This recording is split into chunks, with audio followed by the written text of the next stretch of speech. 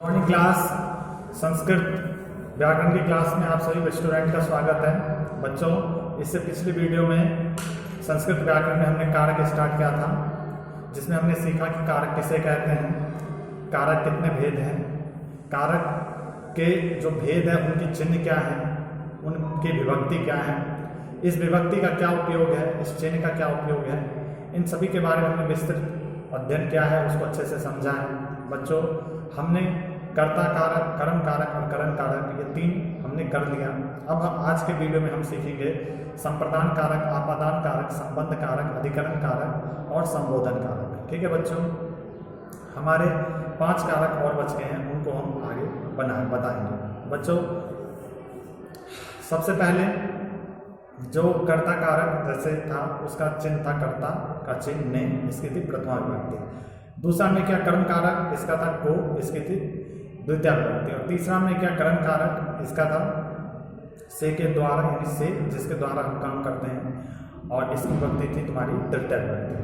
आज हमारा जो चौथा कारक है वह है संप्रदान कारक, जिसका चिन्ह है के लिए, को या के लिए, और इसकी विभक्ति है चतुर्थी विभक्ति। बच्चों, ये कारक जो है ये संस्कृत ग्रामर हो या हिंदी ग्रामर हो, दोनों में ही आते हैं। ठीक है, अब क्वेश्चन ये होता है कि हिंदी ग्रामर और संस्कृत ग्रामर कुछ चीज़ों का अंतर हो जाता है। जैसे कि जो हिंदी व्याकरण है उसमें कारक 8 ही होते हैं, परंतु उसकी विभक्ति नहीं होती। पर संस्कृत ग्रामर में हम कारक के 8 भेद ही पढ़ेंगे, उनके चिन्ह पढ़ेंगे और उनकी विभक्ति भी पढ़ेंगे। विभक्ति का क्या उपयोग है वो हमने सीखा था। आज मैं दोबारा से एक बार रिवाइज करवा दूंगा कि विभक्ति का क्या उपयोग होता है। तो स्टार्ट करते हैं क्लास को। अच्छे से ध्यान से समझना है सभी को, ब्लैक बोर्ड पे नजर रखो। ठीक है बच्चों, तो हमारा जो चौथा कारक है क्या है, संप्रदान कारक। ठीक, संप्रदान कारक 3 कारक हमने करवा दिया। आज हमारा संप्रदान कारक, संप्रदान कारक।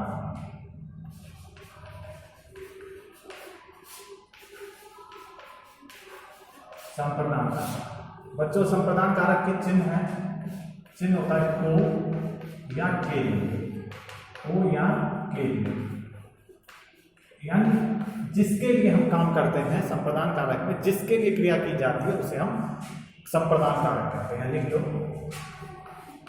जिसके लिए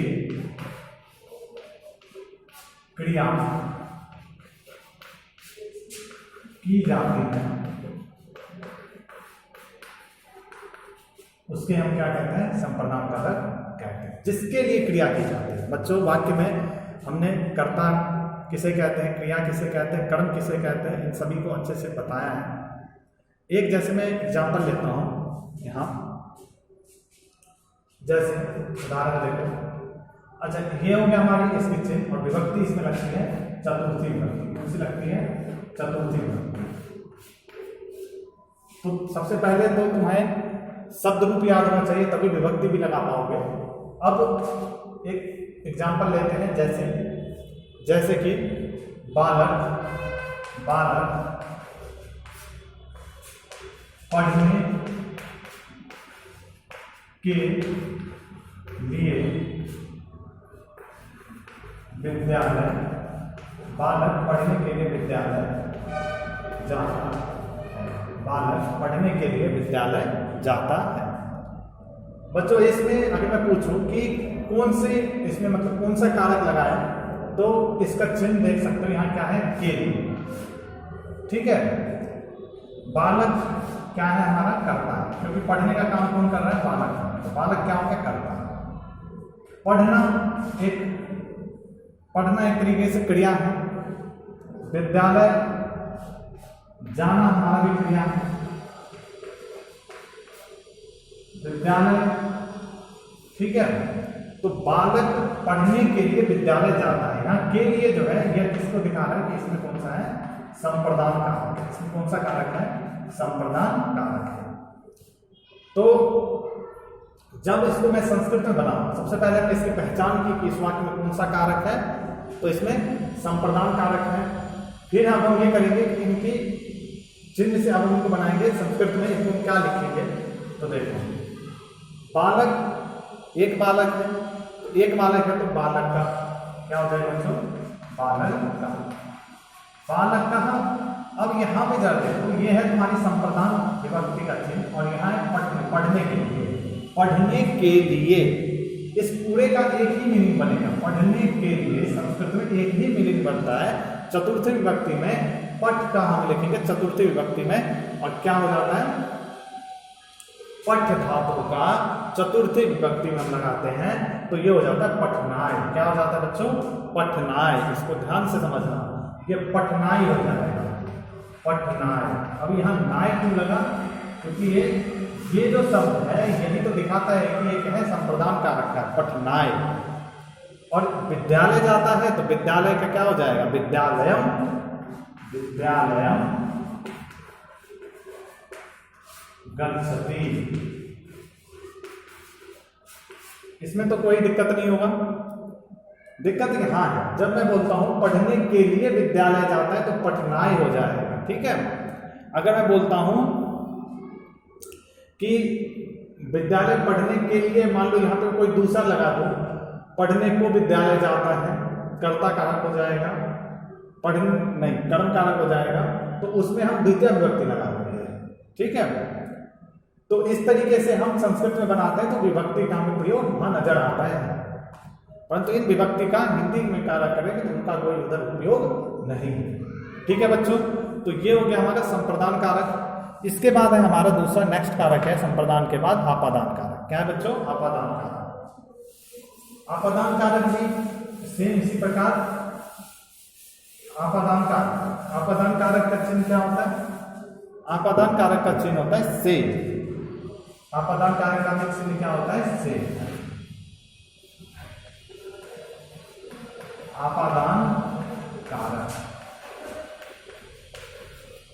तो इसमें भी होता है चिन्ह से, परंतु से किस फॉर्म में होता है? अलग से, अलग होने का। क्योंकि हम इससे पहले भी हमने एक कारक लिया है करण कारक, और करण कारक का भी चिन्ह क्या था? से। और उस से का क्या अर्थ था कि से के द्वारा यानी किसी वस्तु को जिसकी सहायता से क्रिया संपन्न होती है, जिस दो के माध्यम से संपन्न हो उसमें करण कारक लगता है। परंतु आपादान कारक में क्या होता है? जब कुछ अलग होने का भाव प्रकट हो, एक वस्तु या तो एक चीज से जब कोई दूसरी चीज अलग हो रही हो तो वहां हम आपादान कारक लगाते हैं। इसीलिए इसका से अलग, अलग होने के अर्थ में होता है। और क्योंकि ये पांचवा भेद है तो इसमें लगेगी पंचमी विभक्ति। कौन सी लगेगी? पंचमी विभक्ति लगेगी, ठीक है, पंचमी विभक्ति लगेगी। अब समझते हैं हम सबसे पहले इसका डेफिनेशन क्या है आपादान कारक का। आपादान कारक की डेफिनेशन है तुम्हारी जिससे कुछ अलग होने का भाव प्रकट हो। जिससे कैसे समझोगे कि इसमें आपादान नहीं है? तो इसमें हमें पता लगता है जिससे कुछ अलग होने का, अलग होने का भाव प्रकट हो, भाव प्रकट हो, उसे हम क्या कहते हैं? आपादान कारक। उसमें हम क्या कहते हैं कि आपादान कारक। जैसे जैसे एग्जाम्पल के लिए देखो, बालक, बालक घर से विद्यालय जाता है। बालक घर से विद्यालय जाता है। बालक घर से विद्यालय जाता है। इसमें हम देखते हैं कि बालक अब जैसे जैसे विद्यालय को जाता रहेगा, बालक का मान लो ये घर है और ये बालक का विद्यालय है, तो बालक जब अपने घर से यहाँ से निकलना चालू किया और यहाँ पर पहुँचेगा तो वो दूर होता चला जाएगा, अपने घर से वो अलग होता जाएगा। तो घर और विद्यालय से वो अलग होगा, घर से और विद्यालय की तरफ वो पढ़ेगा। तो यानी घर से वो अलग हो रहा है तो इसमें करण कारक नहीं है, इसमें घर से है अलग होने का अर्थ, यानी यहाँ आपादान कारक है। कौन सा कारक है बच्चों? आपादान कारक है। सबसे पहली बात तो इसमें कारक की पहचान करनी है हमें। फिर क्या करना है? फिर देखना है कि आपादान कारक की कौन सी विभक्ति लगती है? पंचमी विभक्ति। तो जब हम घर का मीनिंग लिखेंगे ना इसमें, तो इस घर से का एक ही मीनिंग लगेगा। घर को क्या कहते हैं? गृह। घर को क्या कहते हैं? गृह। अब इसकी शब्द रूप में देखो तो गृहम, गृह, गृहाणी, ठीक है। इस तरीके से इसके जो भेद है, जितने भी हमारे शब्द रूप है वो याद होना चाहिए। और इसमें हम कौन सा गृह का लगाएंगे? पंचमी विभक्ति लगाएंगे। तो एक घर है, एक वचन है, एक वचन में हमें पंचमी विभक्ति लगानी है। ठीक है, तो इसका उसका आधार संस्कृत बनाते हैं। क्या बनेगा, समझो इधर, बालक, एक बालक है तो क्या लग जाएगा, बालका। क्या लग जाएगा, बालका। अब क्या देना है आगे, घर से यानी कि अलग होने के अर्थ में है, तो गृह का जो पंचमी विभक्ति में होता है वो होता है गृहा। क्या होता है, गृहा। विद्यालय जाता है, अब विद्यालय को लिखेंगे विद्यालयम। क्या लिखेंगे, विद्यालयम। और जानव क्या लिखते हैं, गच्छति। क्या लिखते हैं, जानव क्या लिखते हैं, गच्छति। तो ये बन गया तुम्हारा पंचमी विभक्ति में गृहार्थ हो जाएगा घर का। ठीक है, इसको ध्यान से समझना। बालक का हर शब्द में बालक का ही आएगा। इससे पहले भी हमने एग्जाम्पल किया था, कौन सा, बालक पढ़ने के लिए विद्यालय जाता है, तो वहां भी बालक का ही था।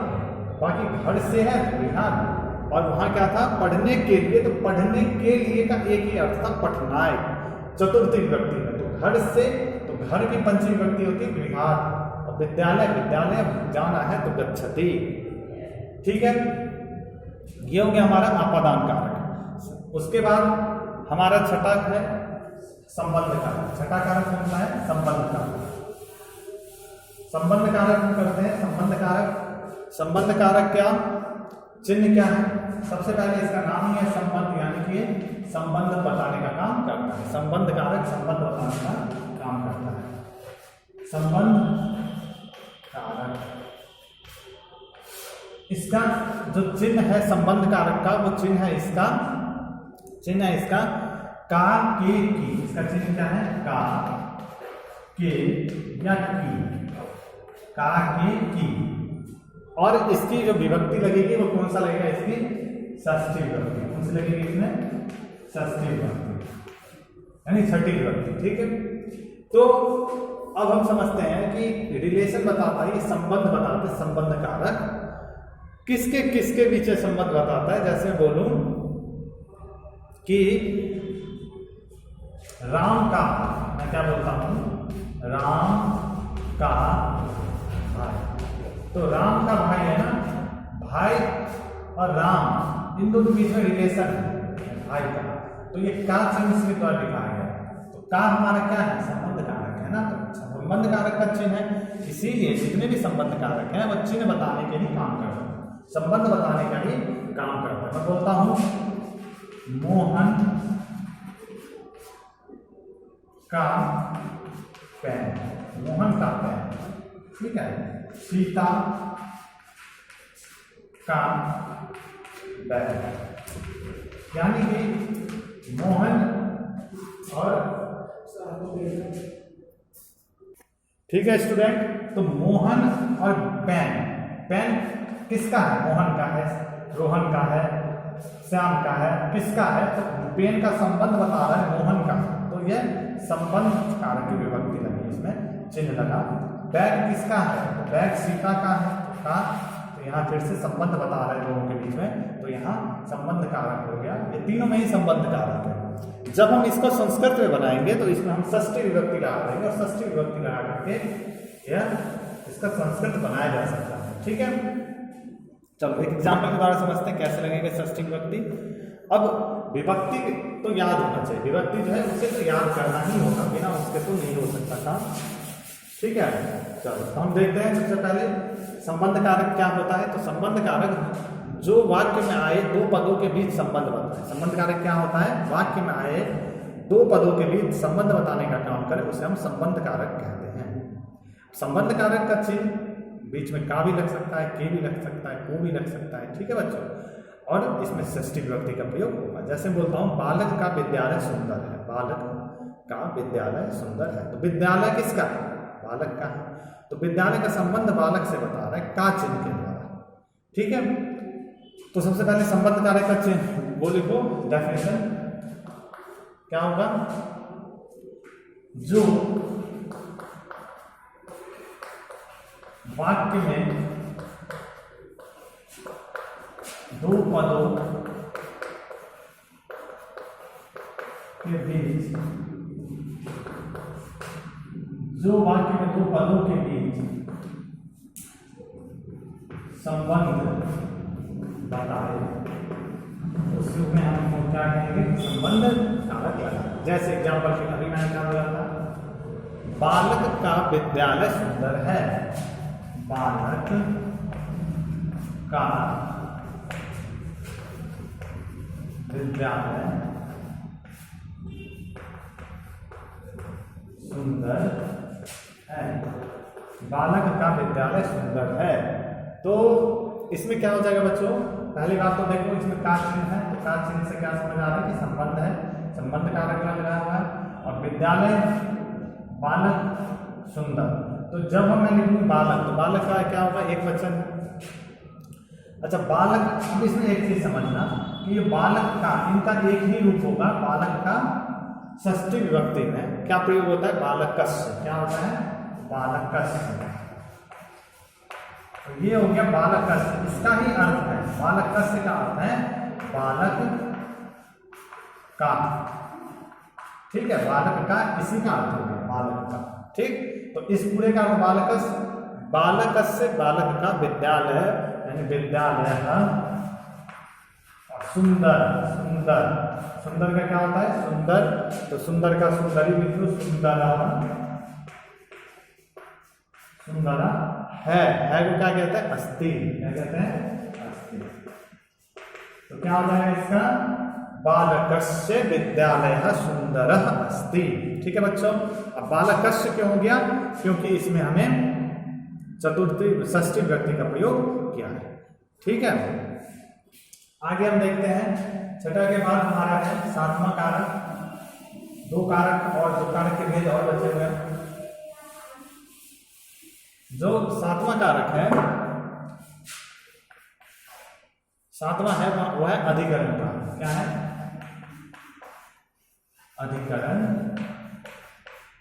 कारक।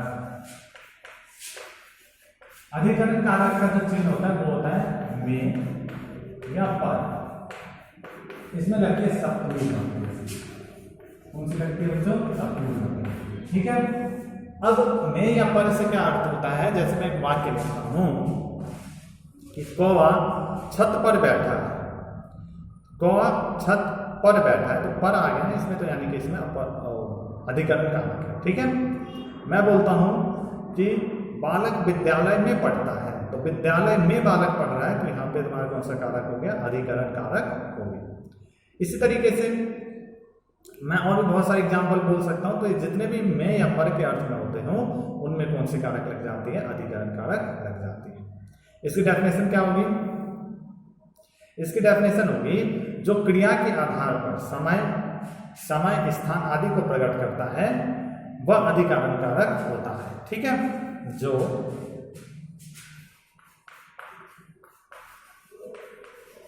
क्रिया के आधार पर, क्रिया के आधार पर, जो क्रिया के आधार पर समय, जो क्रिया के आधार पर समय, या फिर ऐसे लिखो जो क्रिया का आधार प्रकट करता है, जो क्रिया का आधार प्रकट करता है, आधार को प्रकट करता है, आधार को प्रकट करता है, वहां कौन सी विभक्ति लग जाती है हमारी, कौन सा कारक लग जाता है, अपादान कारक। जैसे कौवा छत पर बैठा है, तो छत उसका आधार है, तो उसके आधार को प्रकट कर रहा है, तो यहाँ कौन सी विभक्ति लग, वो कारक लग जाएगा, अधिकरण कारक लग जाएगा। जैसे बालक विद्यालय में पढ़ता है, तो विद्यालय उसका आधार है, विद्यालय में पढ़ रहा है, तो आधार हो गया, तो यहाँ पे कौन सा कारक लग जाएगा, अधिकरण कारक लग जाएगा। एग्जाम्पल के द्वारा समझते हैं, जैसे लेते हैं बालक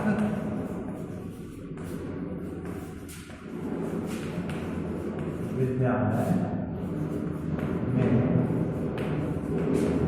पढ़ता है, बालक विद्यालय में पढ़ता है। तो बच्चों बालक करता है, क्रिया है, यहाँ अधिकरण कारक का चिन्ह है। विद्यालय में इसका एक ही होगा, षष्ठी विभक्ति में विद्यालय क्या, सप्तमी विभक्ति में विद्यालय को क्या कहते हैं, विद्यालय। क्या कहते हैं, विद्यालय। विद्यालय का क्या अर्थ है, विद्यालय में। बालक क्या कहते हैं, बालक कौन कहते हैं, बालिका। क्या कहते हैं, बालका। विद्यालय में या विद्यालय, और पढ़ना, पढ़ना को क्या कहते हैं, पठति। क्या कहते हैं, पठति। क्योंकि पठति, पठसी, पठस्ति, ठीक है। तो ये हमारा एक वचन है ना बालक, इसलिए इसमें लगेगा ति, पठति। पठसी नहीं लगेगा, पठति नहीं लगेगा, क्योंकि बहुवचन होता तो वो लगेगा। और बालक कौन से पुरुष का है, प्रथम पुरुष, मध्यम पुरुष, उत्तम पुरुष है। उत्तम पुरुष का है प्रथम पुरुष। तो जिस हिसाब से जिसका पुरुष होगा उस हिसाब से यहाँ पे क्रिया होगी। यहाँ तक आई बात समझ में। तो ये हो गया हमारा अधिकरण कारक, ठीक है। इसके बाद हमारा एक लास्ट कारक है और वो है हमारा संबोधन कारक। संबोधन कारक का नाम से ही पता लगता है कि किसी को संबोधित करना है। जब हम किसी को संबोधित करते हैं तो वहाँ कौन सा कारक लगाते हैं हम, संबोधन कारक। जैसे मैं बोलूँ ना इस तरीके से कि मैं बोलता हूँ, अरे राम इधर सुनो, ओ मोहन इधर आना, ठीक है, ओ जी सुनते हो। तो ये जितने भी हैं यहाँ पे अरे, ओ जी, हे, ये सारे के सारे संबोधन के लिए। जब हम किसी को संबोधित करते हैं, किसी को बुलाते हैं, किसी को कहते हैं, तो उनका हम यूज करते हैं। तो ये सारे के सारे हमारे संबोधन कारक के अंतर्गत आते हैं। संबोधन कारक का परिभाषा क्या होगी, तो वे जिनसे, वे शब्द जिनसे हम किसी को संबोधित करते हैं, वे सारे के सारे हमारे क्या है, संबोधन कारक है। अब एक बार हम इसका एग्जाम्पल देख लेते हैं। संबोधन कारक, संबोधन कारक। संबोधन कारक क्या होता है, इसकी चिन्ह होती है ये, अरे, अरे, हे, अरे, अरे, ठीक है। इस व्यक्ति कौन सी लगती है, अष्टमी, अष्टमी, ठीक है। इसके परिभाषा क्या होगा, जिससे या जिसके द्वारा संबोधन किया जाता है, जिसके द्वारा संबोधन किया जाता है, इसको क्या कहते हैं, संबोधन कारक कहते हैं। जैसे मैं कोई एग्जाम्पल लेता हूँ, उदाहरण मैं बोलता हूँ,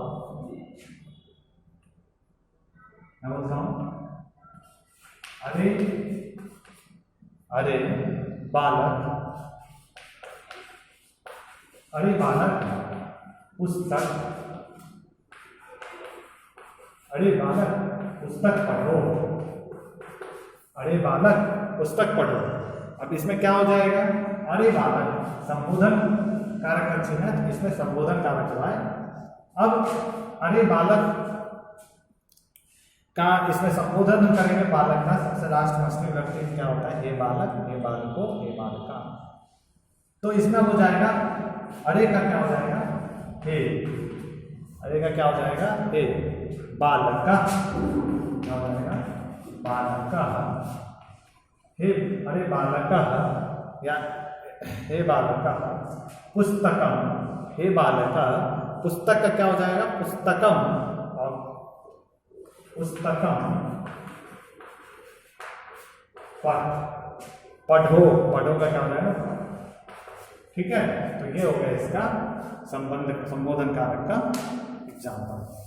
तो बच्चों, इसी के साथ हमारा संस्कृत ग्रामर में पहला टॉपिक कारक अच्छे से समाप्त हुआ। और आज की वीडियो में इतना ही, ठीक है।